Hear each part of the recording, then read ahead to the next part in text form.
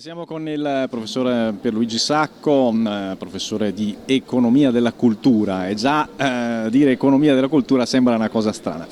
Oggi abbiamo parlato di cultura, di economia, di innovazione, di contaminazioni, e poi se ci dà anche una ricetta, cioè effettivamente l'imprenditore vicentino, veneto, no? I nostri imprenditori del nord-est, come fanno a contaminarsi, a innovare attraverso la cultura? Che tipo di attività di mecenatismo? Mecenatismo di che tipo?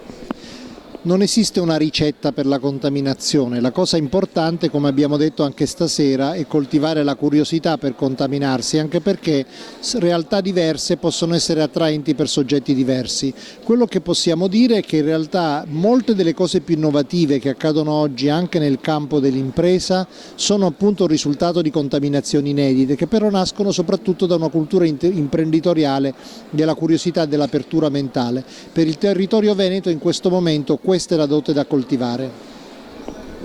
E quindi con Attraversamenti, questo bel progetto che lei ci ha proposto alla Fondazione del Teatro Comunale di Vicenza, coinvolta Confindustria, coinvolta anche questo ente di formazione che è Newco, eccetera, che cosa ci prospetta? Che cosa verrà fuori da questo? Che tipo di sperimentazione è?